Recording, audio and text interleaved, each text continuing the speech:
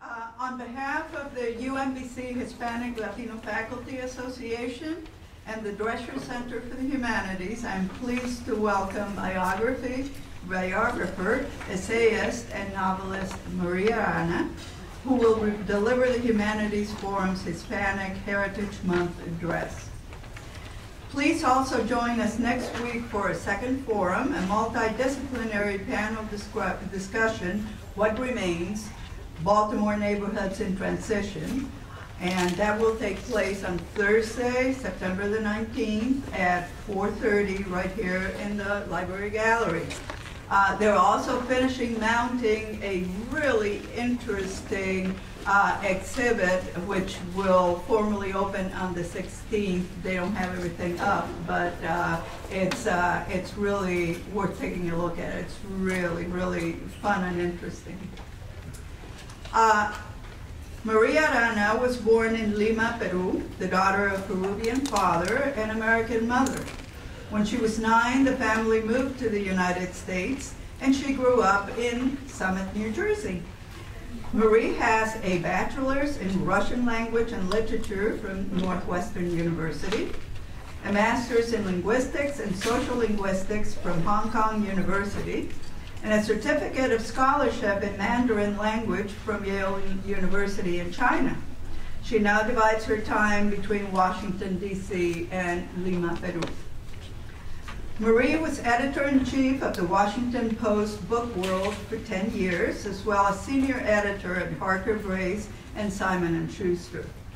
Currently, she's a guest columnist for the New York Times, writer-at-large for the Washington Post, and senior advisor in hemispheric affairs to the U.S. Librarian of Congress. Maria is the author of American Chica, Two Worlds, One Childhood, a memoir about her bicultural childhood, which was a finalist for the 2001 National Book Award as well as the Penn Memoir Award. She is the editor of a collection of Washington Post essays about the writer's craft, the writing life, How Writers Think and Work, which was published in 2002, and is used as textbook for writing courses in universities across the country. In 2006, she published her novel Cellophane about the Peruvian Amazon and was selected as a finalist for the John Sargent Prize. Her most recent novel, published in 2009, is Lima Nights. Her latest book, published this year, is Bolivar, American Liberator, a biography of the Latin American founder, which is published by Simon & Schuster, and there are still some copies available from the bookstore in the back. An active spokesperson in Latin America and biculturalism, Marie's lecture, Hispanic Americans, the Cosmic Race, will explore questions of Latin American identity, its links to history, its extraordinary diversity, and the singular lessons she learned while writing her biography of Bolivar. The lecture will be followed by a question and answer period. Please join me in welcoming Maria.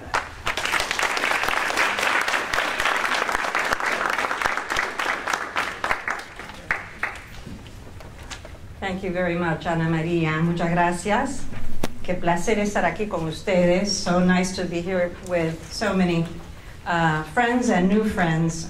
It's such a warm, hospitable welcome being given to me by not only by Ana Maria, but by Biographical and by all of you whom I've had the pleasure to meet, faculty and students alike.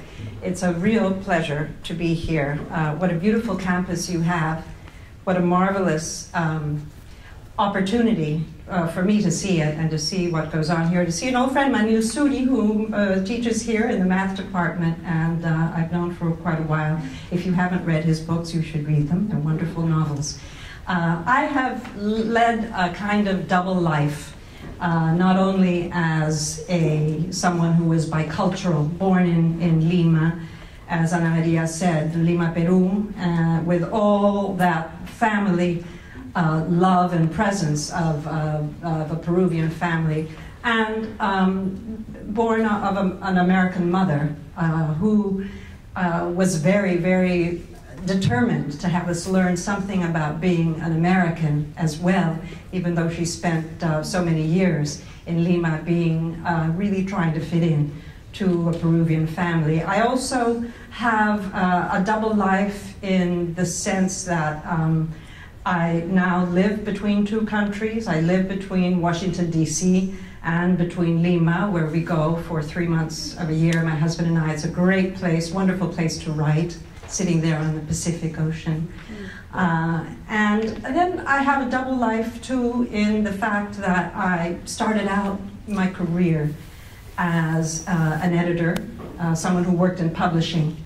And then halfway through my career, really, I had been editing at 2 publishing houses in New York, Harcourt Brace and Simon & Schuster. I took a job as the deputy editor for books, deputy books editor at the Washington Post. And the Washington Post asked me, this was, I was already 40-something, asked me when I sat down at the Human Resources Division on my first day of work, they asked me where I was born, and I said Lima, Peru, and then there was this moment where the head of personnel, looked at me and said, well, can I put you down as a minority hire?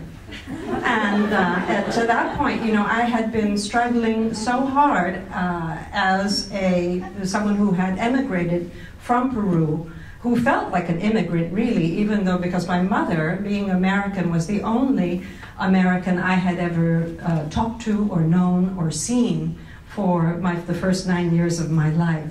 So landing in the United States of America was really, for me, an immigrant experience. But trying so hard as a young person to become as American, as all American as I could be, I never saw myself or struggled very hard against the being a minority person. I wanted to be, part of the majority. Well, that question on the first day of my work at the Washington Post opened up a world of questions for me, my own questions, and I began to think about being that little girl who arrived at the age of 9 in Summit, New Jersey, first in Miami and then taking the bus all the way up to Summit, New Jersey, during a time, actually, when there were still the segregated South, seeing that for myself, being a child and wondering, actually coming up in the bus from Miami to New Jersey, where we were, the schools were supposed to be good there. My father was going to be working in New York. The question that I remembered as a little girl of 9 was, well, what color am I, really?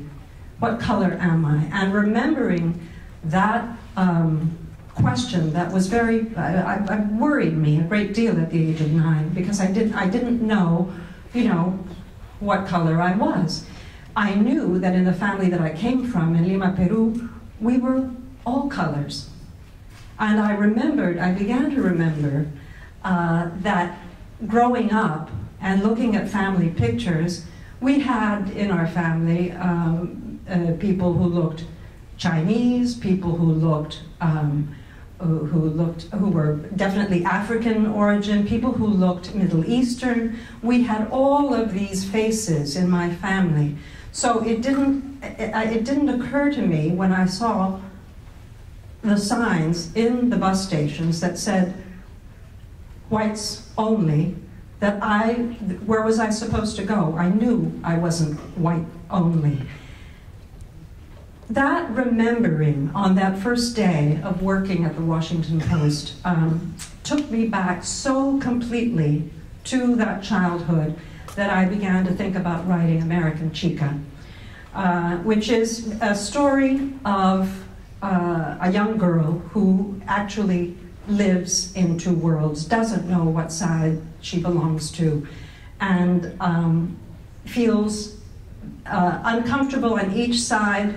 And as someone today said to me, I'm only comfortable when there's a mix, when there's a multicultural, sort of an ethnic mix. I'm not comfortable with people who are comfortable with each other.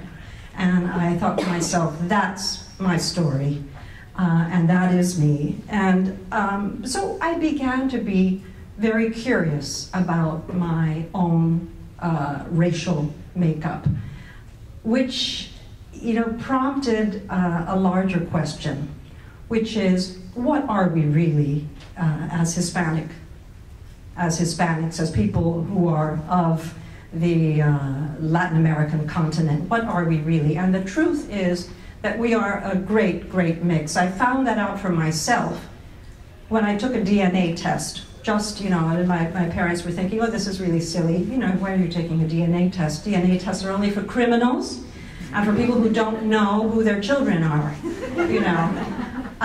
But I took a DNA test, and sure enough, all of these feelings that I had about myself and about what race of people I belonged to was documented right there.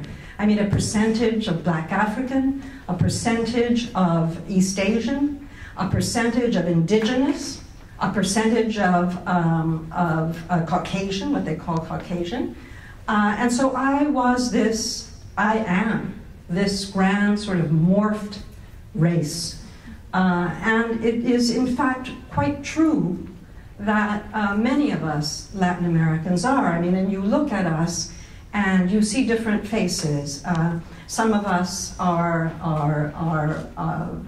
very African, some of us are very Chinese, some of us are quite Japanese. We are very, a lot of us indigenous in the country that I'm from, Peru, which is very much like Mexico in this. We are a very mestizo, very mixed race. And it's something actually that I had been so proud of for so long. But it hadn't been confirmed until that DNA test came back at me with that fact. And in that experience of having written American Chica, which is really about, as I say, being somebody who lives with a lot of racial identity, carrying a lot of historical baggage, I began to notice, of course, things, you know, the other day, for instance, I went to the funeral of a very good friend of mine. It was a Shiva. She was Catholic, but she's married to a Jew, lives in Washington, D.C. She had died of Lou Gehrig's disease, very tragically, and at a very young age. And she's from Colombia, and I've known her since she was here in the United States. I had no idea for who her family was in Barranquilla, in Colombia. And of course, when at her funeral, at the Shiva, coming down the stairs from in her house to greet the people was her mother, and her mother was Black. Just something that the people who knew her in the United States didn't know, and it's reminded me again how race is such a story in our lives in Latin America. And you know, this is not something that's new. Simón Bolívar, whose biography I've just written, who fascinates me beyond expression, his life, his time, the point of revolution, which was incredibly important to defining Latin America such as it is today. Bolivar said very early on, I'm quoting here, that our people are nothing like Europeans or North Americans. Indeed, we are more a mixture of Africa and America, by America he meant indigenous, than we are children of Europe. We all differ visibly in the color of our skin. This was Bolivar speaking. And then he said, it is impossible to say with any certainty to which human race we belong, which is the kind of straightforward thing that nobody of his time, of his age, in the early 1800s, would have said in this country. It's really very much before his time.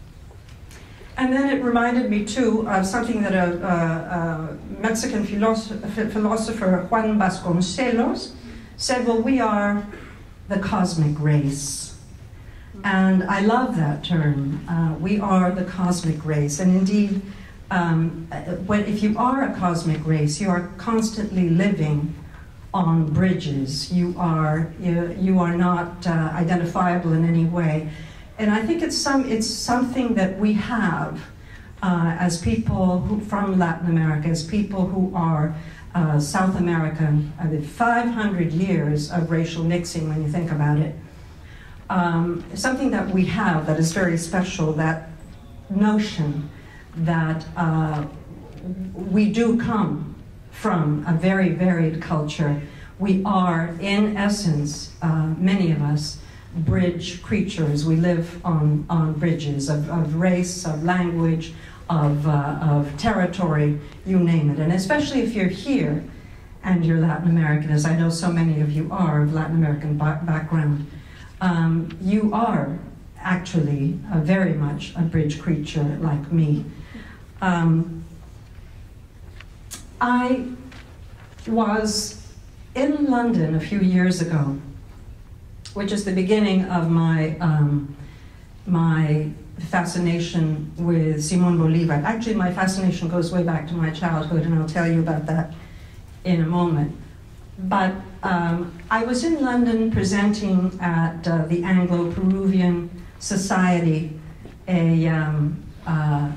a very famous, I don't want to mention his name because I'm going to say something very revealing about him, but a poet, a very good poet from Peru, and we were doing a literary salon sort of in London, and it was a marvelous sort of occasion followed by a reception, and I heard the ambassador from Peru, who was hosting the reception, said at one point, well, he said to a group of people, he said, well, you know, it was the black races, of course, that won our independence in Latin America. And after the reception, the poet went up to him and really said, very soberly, Mr. Ambassador, how can you, a person with such diplomatic responsibility in the world, say such a foolish thing? I've never heard this in my life. I've never heard that the black races won our independence in Peru or anywhere else in Latin America for that matter. You should be ashamed of yourself. Read up.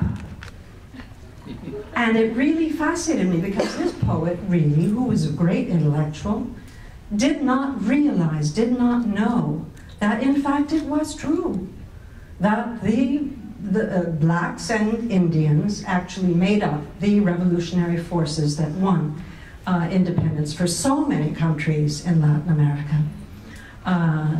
Certainly it was true, and I was present when this poet was, you know, dressing down the ambassador.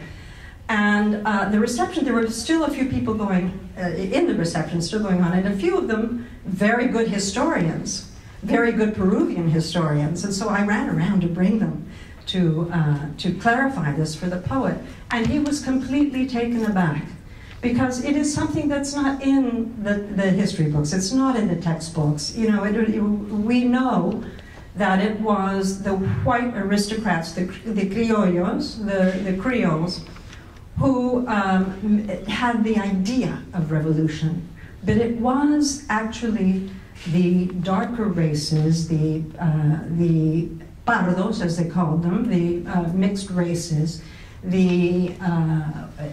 the mestizos and the indigenous, who actually prosecuted the revolution and won the independence just by sheer force of numbers.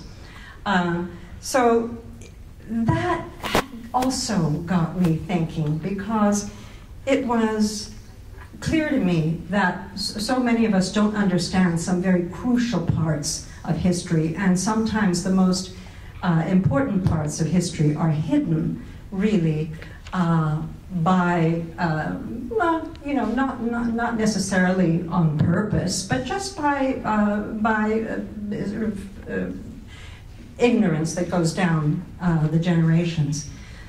So I started to think, really, in a kind of, as a kind of parlor trick, parlor question game.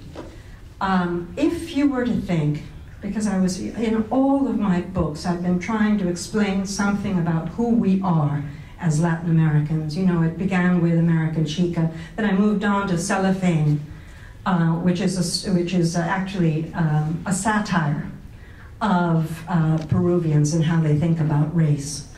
It takes place in the Amazon jungle.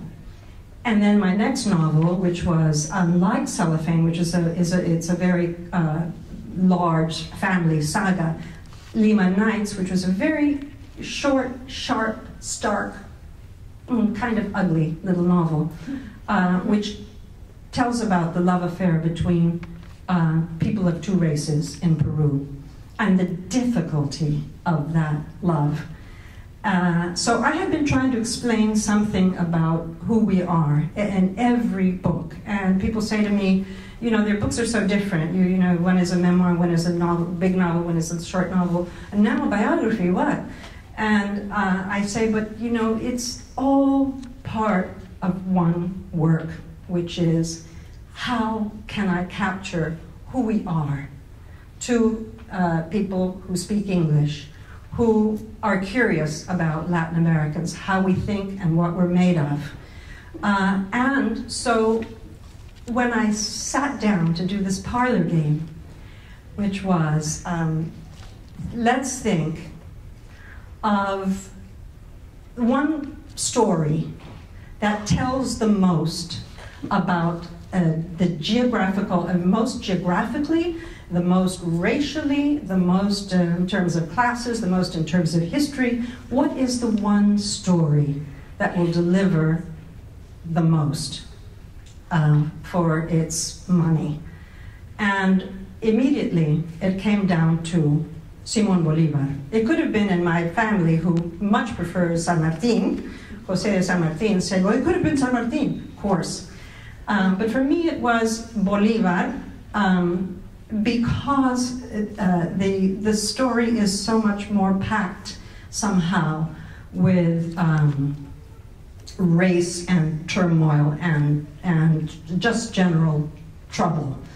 The story of Simón Bolívar, which was, you know, when you think of it, 300 years of racial mixing of the story of Latin America by the time Simón Bolívar was thinking about revolution. And the forces that were, here's a man whose war for independence, whose wars of revolution covered 6 countries. He liberated 6 countries. He was, you know, the president of Gran Colombia, which was a combination of Venezuela, Panama, and Colombia.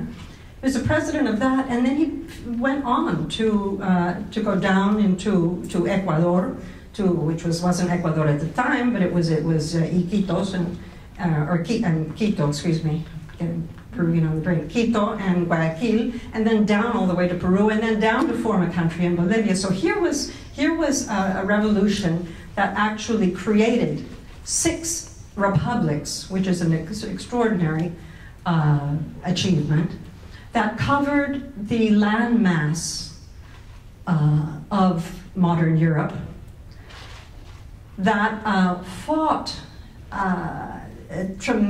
one of the most powerful military forces of its time, which was the Spain, which bucked a colonial system, very entrenched colonial system, that was, you know, quite extraordinary. People don't understand the differences between the North American colonial experience and the South American colonial experience, which tells you a great deal about the people.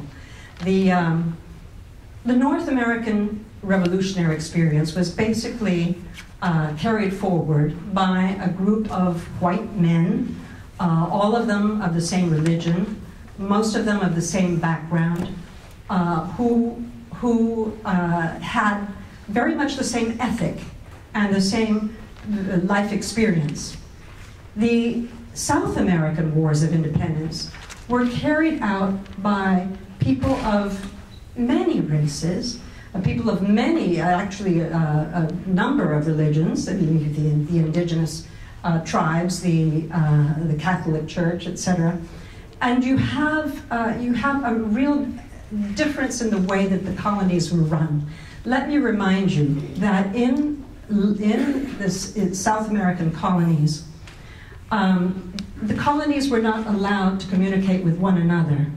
So you could not go as someone who lived in the Viceroyalty of Peru. You couldn't wander across the border to another Viceroyalty. That was a crime that was executable by death. You could not create a business. You could not make a mine. You could not manufacture anything. You could not grow a tree to sell the plums. There were very strict laws. Spain kept a very tight control on its Latin American colonies. And so rigorous was this that to this day, it's really interesting, to this day, you have linguistic differences, you have cultural differences between the different areas.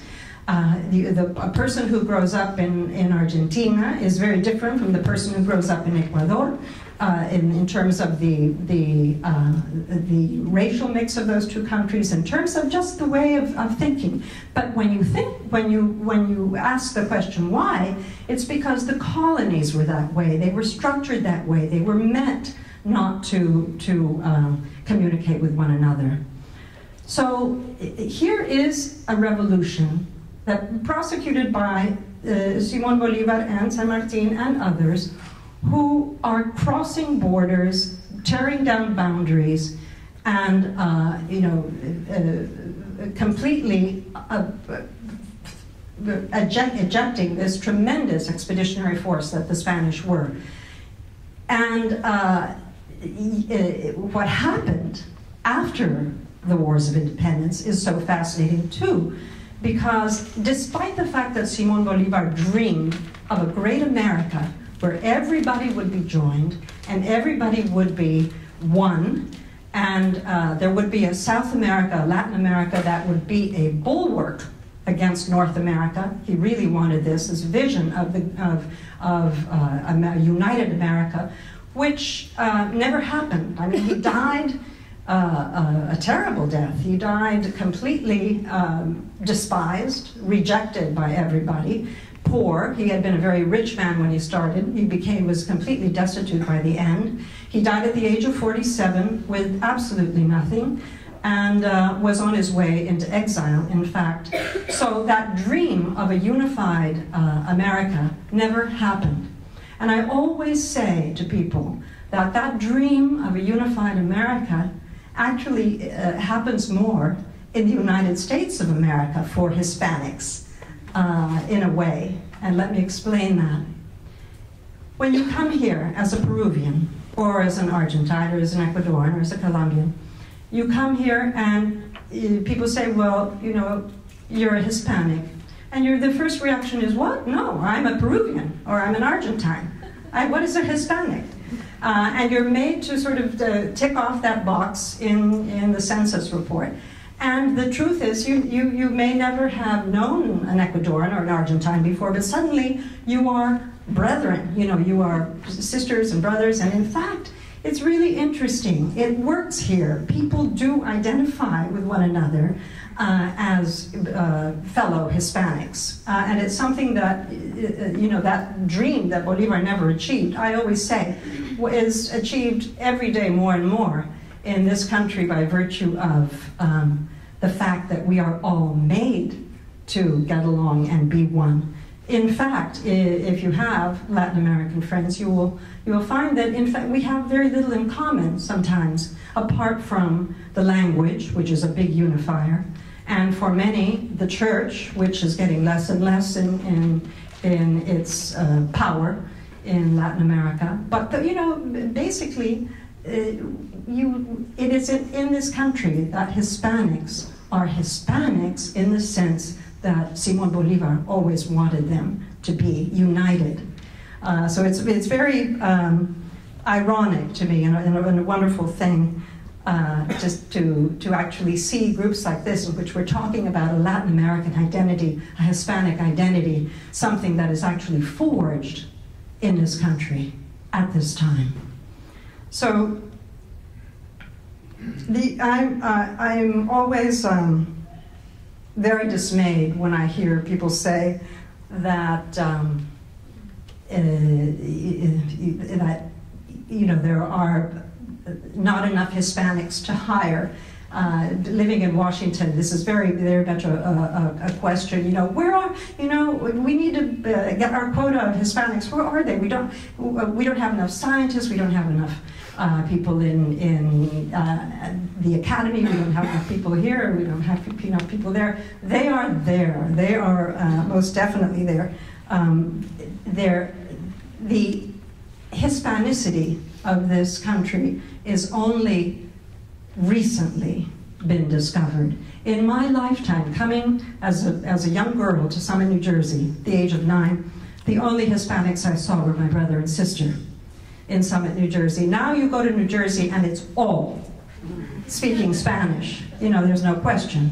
And it's really interesting to see that the whole notion of Hispanicity is changing here and is actually making a mark here that it is making nowhere else in the world.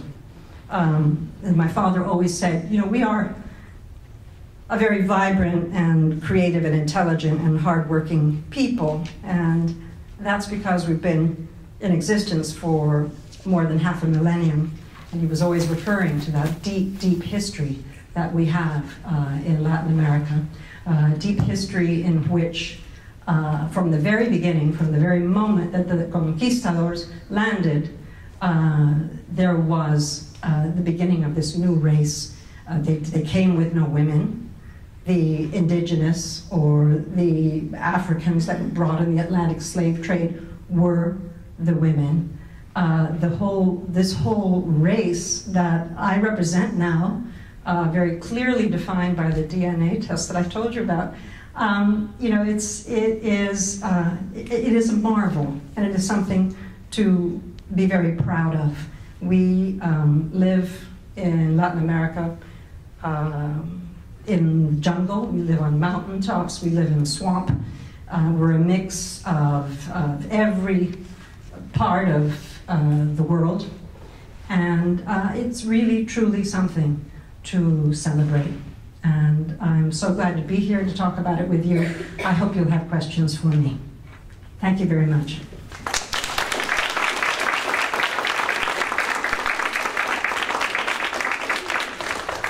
Questions? You said that, and I agree with you, that once we came to this country, we recognized that we are Latin American. I had the same impression. Yes. I was nervous when I came here, but you said you're Hispanic, and I didn't know what the word was, and I just rejected. And it's true, I became a Latina. Right. It's a personality and identity that I didn't have before, and I'm very proud to have right now. But that, I can tell that my friends that are from Argentina, only her, but the rest of them. I don't tell me that you're Latina because I don't believe it. Yes. But going back to the times of Bolivar, who I think he was a really an interesting person for his times. I don't think really, and you will explain that, I think Bolivar was much more Creole. I don't see as much as the indigenous and the black and everybody was there being part of the revolution. In fact, I mean, I don't agree that call the independence as a revolution. I think it was just a change of hands and power. But Bolivar was exceptional himself. But do you think that it was something that happened to us, that we couldn't be united? It was not the Spaniards and the Portuguese first, and the British later, that would make very sure that we will never engage in this, in our diversity, but in this unicity of being Latin American. How do you see that?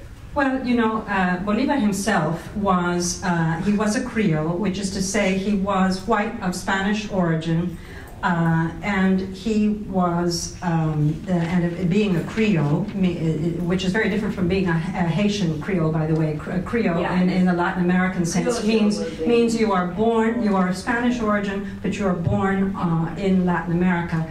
And those people had very few rights, actually. They were wealthy in the sense that they could grow things, and their fathers and mothers were Spaniards.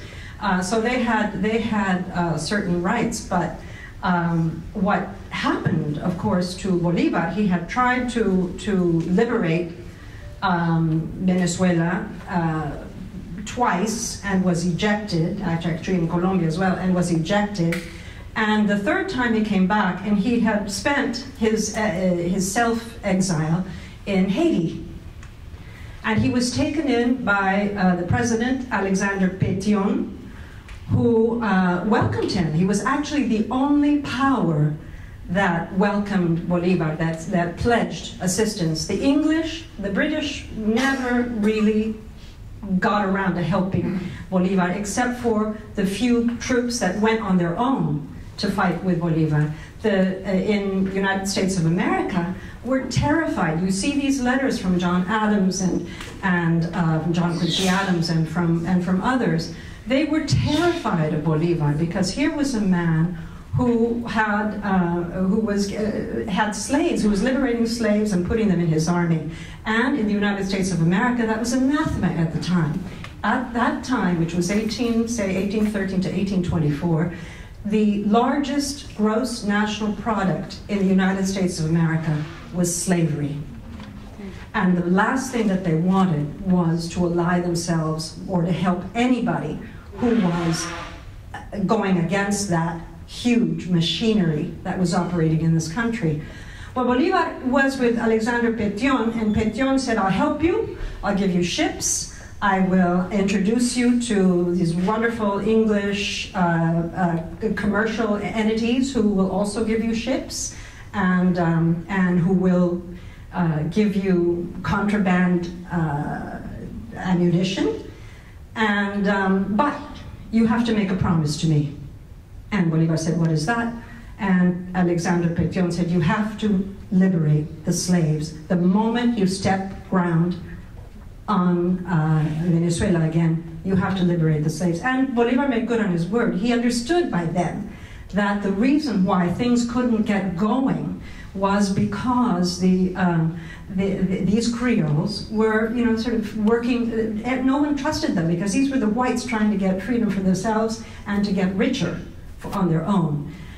The moment that Bolivar landed, and the first thing that he said was, as far as I'm concerned, the slaves are free, come to me, join my army, and let us fight this revolution together. And little by little, it didn't work right away. Little by little, it's what happened. It is really an extraordinary story of this sudden conviction that you couldn't get anything done until you united the races against Spain. And that's exactly what happened. But you're right, it was, of course, begun by the Creoles. They just couldn't pull it off. Well, the Creoles didn't want any revolution. That's right. They didn't want a true revolution, which is why in Latin America there still is that problem. Because in fact, after the revolution, everything went back in a certain way to power to the Creoles, which is not what Bolivar had in mind. No. Right. No, Right. Thank you for that question. Over here. I'm curious to know why Bolivar died poor and despised.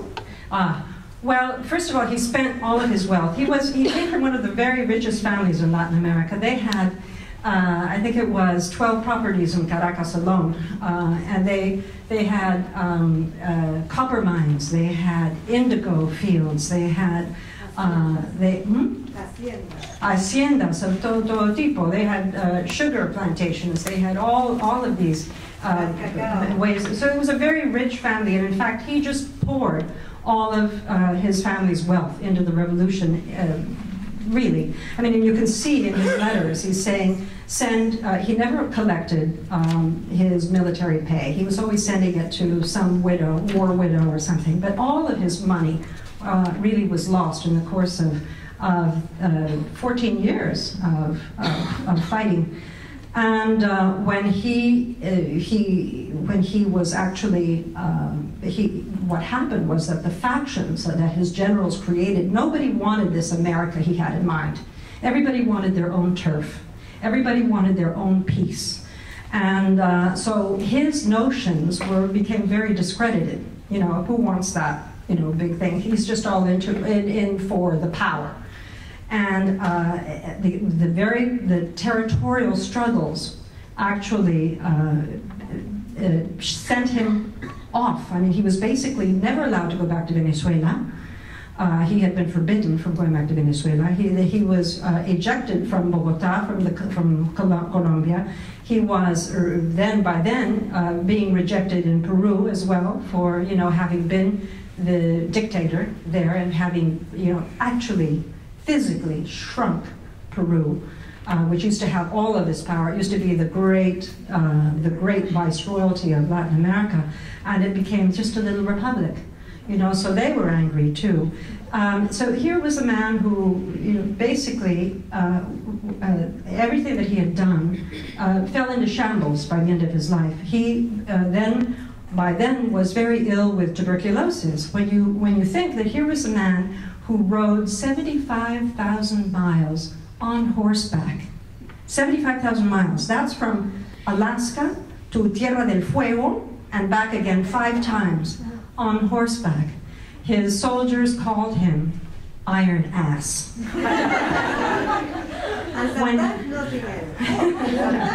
No.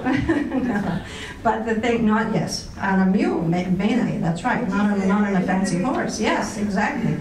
And so, you know, very sick at the end of it. I mean, he had already begun to be sick in 1921, 22. By the time he died, 1821, 22. By the time he died in 1830, he was a very spent man. He had tuberculosis. It had completely run through his whole body. He was on his way into exile and his mistress was going to follow him. And the story of the mistress, by the way, is incredible. There were 35 of them, but there was one that was very special. Manuela. There was Pepita also, but there was Manuela. Anyway, so he was about to go into exile. He hadn't decided whether it would be France or England. And he was talking to both captains of both kinds of ships as people were. And he fell so severely ill. I mean, it was clear he was dying. He was only 47 years old. So he had no money, he had no backers. Basically, when he died, the man it was actually a pharmacist in this tiny little village on the border in Santa Marta, in Colombia, had to run and borrow a shirt to bury him in. It was from this grand glory of the Libertador, the liberator of so many republics, to someone who needed to borrow a shirt to be placed in the coffin. It's a tremendously tragic story. Of course, his name was completely brought back. Venezuela then said, "Oh my God, we didn't let him come back into the country. Who? What?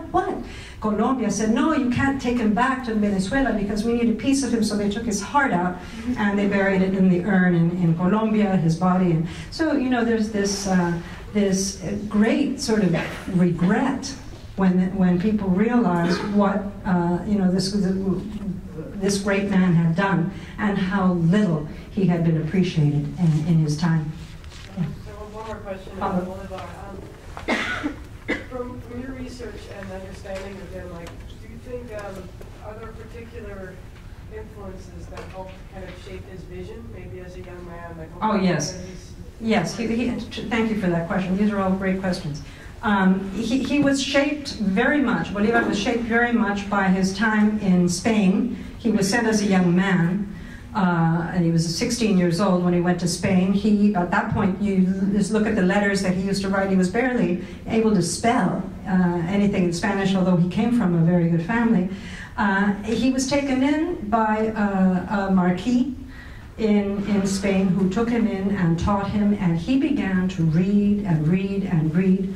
He was a man of the Enlightenment. He read Rousseau, and he learned all these languages. He was able to read Caesar in Latin. He was able to read Cicero in Latin. He was able to read Rousseau in French, Voltaire, tremendously inspired by Voltaire and Rousseau and Montesquieu, and was truly a man of the Enlightenment. He was deeply intellectual in many, many ways, carried with him at all times a printing press, which was forbidden by Spain. Nobody was allowed to own a printing press, but he acquired one and carried it onto the battlefields because he felt that words were as important as weapons.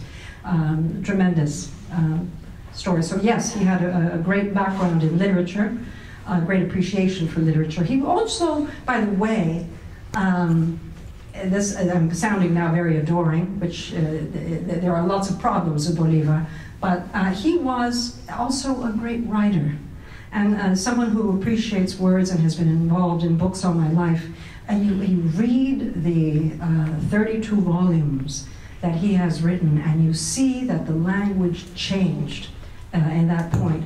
A language that had become, that was really circuitous and kind of beautiful but baroque, became in Bolivar's hand. He was a wonderful writer. He dictated 4 or 5 letters at a time to 4 or 5 different secretaries in the way that Napoleon did and Julius Caesar did. But writing on the fly, in the battlefield, everything in a hurry, at 4 or 5 letters at a time, you see the beauty of this very spare, sharp, strong, young language. It really is a marvel to see that he was quite a wonderful writer as well. Another question? Yes? So you were talking in terms of the Hispanics sort of standing on these bridges, then uncertain about their identity, or then what's me and what's not me, and then so I had a couple of questions that I was wondering that with respect to the acculturation, how much of that process do you think is, one, conscious versus unconscious? Second, how much of it is like pruning of old as opposed to accruing new? And then third, is there something in your own experience that then was particularly difficult, right? And so that with this identity, so was it religion or sexual mores, or I may not want to talk about that here a bit, right? But so was just wondering more about those identity questions. Yes, thank you for that. Lest I deliver the wrong message here, I like living on a bridge. I think that there's something about being bicultural, or being someone who is between races and between cultures and between languages even, makes you a more tolerant person, makes you a more engaged person in many ways. I feel that this is not a struggle of identity, but a gift of split identity. I firmly believe that there is a capacity in many of us, and it doesn't matter where you're coming from, if you have adapted to a new environment, if you are, I don't care where you're from, like Manil Suri coming from India, you have put on, you're wearing a new culture. It actually makes you a broader, more open-minded person. I firmly do believe that. And so I don't think it's a deficit that we have in the Latin American identity. I think it is a tremendous virtue that we should embrace. The ability to say that we are mixed race, fabulous, wonderful. I remember getting my DNA report and jumping up and down. I was so excited by it because it's something that I always felt. And I think we need to realize that the business of biculturalism, multiculturalism, when you actually live different lives, which we do. It means there are many of us who live Spanish language lives at home, walk out the door into an English language world. Well, that's not bad. That's a good thing. I firmly believe that. Thank you for the question. Yes? I've spent a lot of time in Mexico. Mm-hmm. And I must tell you that in all the years that I've been there, as a commuter almost, I have not noticed anything resembling the kind of remarks you make about the Hispano-American nature of the continent. Mexicans, to my mind, are Mexican, and they speak of themselves very separately as a nation. They don't regard the other part of the country, south of the Yucatan, the other part of the continent, as having really very much to do with them. They're very independent. They are very oriented toward the United States. Almost every sentence in the newspaper has the United States written in it, and for good reason, because they have such a deep relationship. The writers are always talking about Mexican American problems, North American problems, and trying to figure out what's going to happen, for example, with the immigration reforms that the United States is trying to promote.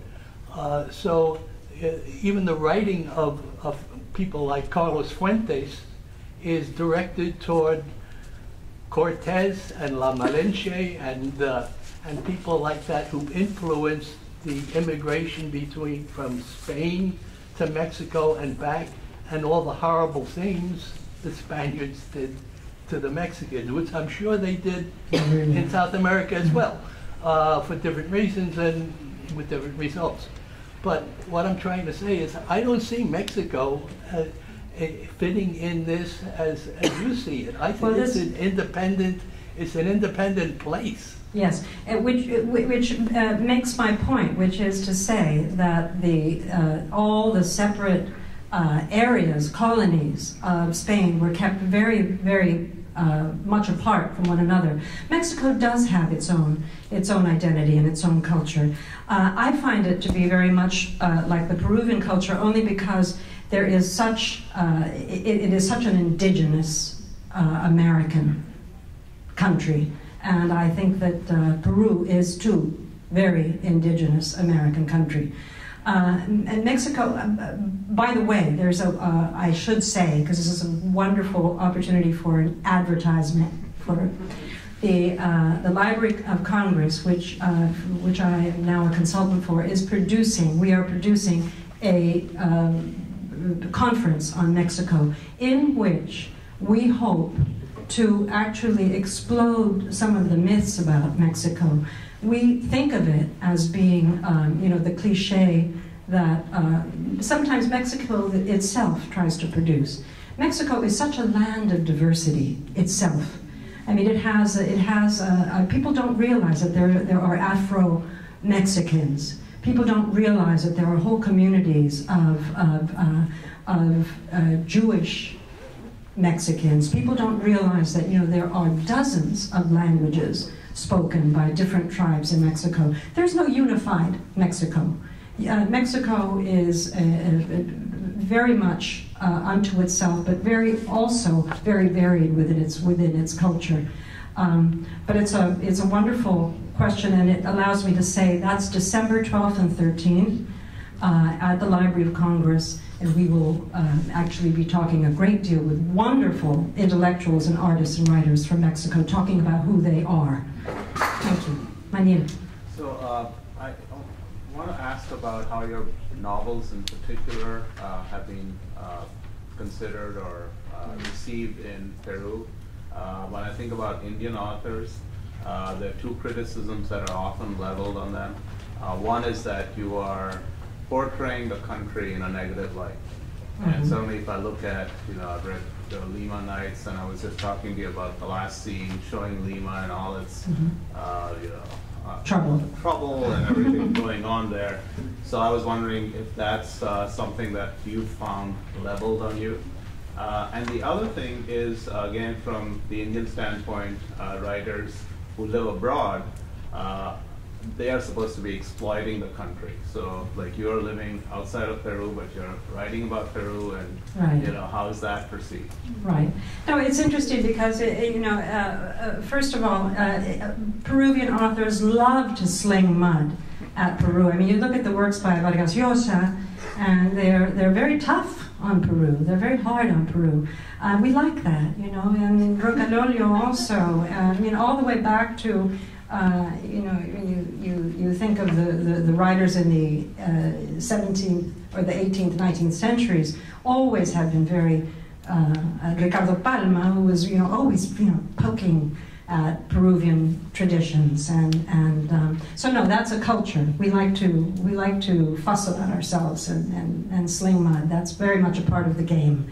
As for, it's really interesting because there are, of course, so many,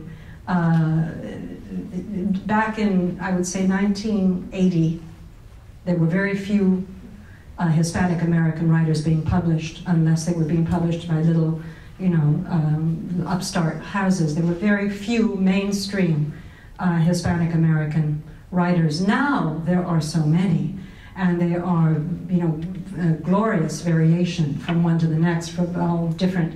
But I have perceived that there's now a difference in what people are writing about. It used to be coming to America, the story of coming to America. It now no longer is altogether coming to America. You look at Junot Diaz, or you look at Francisco Goldman. You are now reading people who are writing in English, but they're very much, part of the life in Latin America. It's a difference. Now nobody's feeling that they have to tell their story of how I got here. It's like, I'm here and this is what's going on there. But the perception of people, I have so many friends who write in English, and they're not known at all in the countries that they're writing about. It's quite an interesting phenomenon. Thank you, Manian. Somebody else. What advice would you give to the Latino youth trying to struggling to find their identity in this very diverse country? I went through that too. I think basically we have such an advantage. The Latin American experience teaches you to love and value your family above everything. One of the most important things I think that we carry as Hispanic Americans is that sense of loyalty to our family. I'm not saying that perhaps the Asian Americans have it too. They do, and African Americans have it too. But this is something that we have in very strong measure in the Latin American identity. I think it's a very it's wide open. It's as I say, because we are all so different, because we all look different, we all are different, we all come from different backgrounds. It's hard to pin an identity on ourselves. At the same time, it is this great sort of warehouse of humanity that we represent, that I think is something very, very wonderful in itself, in that alone.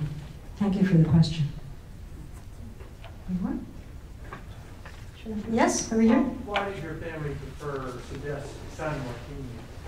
Why does all? Oh, that's the story. That's the story of Peru and Bolivar. Please read my book. But and very often when I talk, so passionately about Bolivar, there's somebody in the audience who says, why aren't you saying these great things about San Martin? And I said, because it's a biography of Bolivar. But, in my family, my father, God rest his soul, because he never got to see this book, but he would say every day that I was working on it, he said, well, it better be good. Take your time. And my mother, who was American, was saying, hurry up. This is a whole notion of what I grew up with. My father always saying, slow down. My mother was saying, hurry up. My father was saying, it's all right to be late. My mother was saying, it's an embarrassment, it's terrible, it's an insult to be late. My father, who always said, you must not walk around the house without your shoes on. And my mother saying, go, run, go out in the yard, get worms in your toes. That sort of thing. It was a very, very, very, I was growing up with this all the time. So it didn't bother me when my father said, Bolivar is, disgusting. He was terrible. He was horrible. He wrecked Peru. He was, the insult that my father, who himself was multiracial, said, well, and besides, he said he was white, but he was black. And this was you find literature in Peru that actually there's some that was written by former presidents that actually say, well, Bolivar, because they hate him so much, that they wanted to invent stories about him. Bolivar was actually not the son of those rich people he said he was. He was the son of the scullery maid. The hatred is so deep, I think, in Peru. I was talking about Bolivar to a group of people on a beach. It was a book club on the beach, and I was actually talking about Lima Nights, and somebody said, well, you've just written a book about Bolivar, let's talk about that. And so I began to talk about that, and there was a riot in the room, because everyone was spitting, yelling, screaming, because whether he was, what he had done was good, what he had done was bad. So Bolivar is a very difficult subject in Peru, and there is much that's written about him that isn't true, for one, but it's also very angry. I mean, when you take a great, great power and reduce it to a small country, I guess you can understand why. Yes.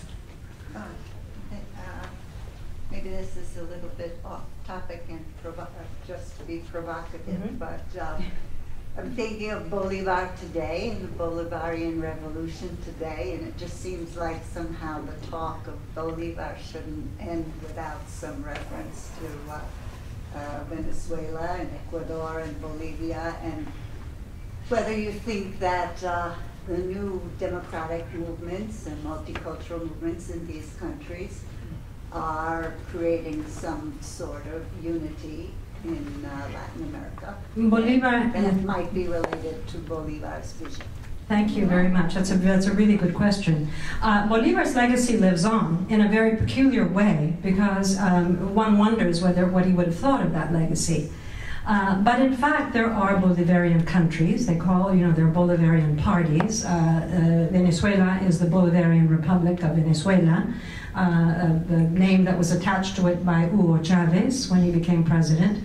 And you have parties, Bolivarian parties, throughout Ecuador and Bolivia, and they are largely socialist, leaning on communist parties, where, I actually wrote a piece for the leading newspaper in Venezuela that Bolivar was not a socialist. Let's start with that. But he has what one of his generals called the magic of his prestige, because after they began to bring his name back, he was seen as heroic in every direction. The right took hold of him. The left took hold of him. They were using Bolivar's quotes to defend, opposite. Pinochet loved Bolivar. Castro loved Bolivar. Where's the sameness in that?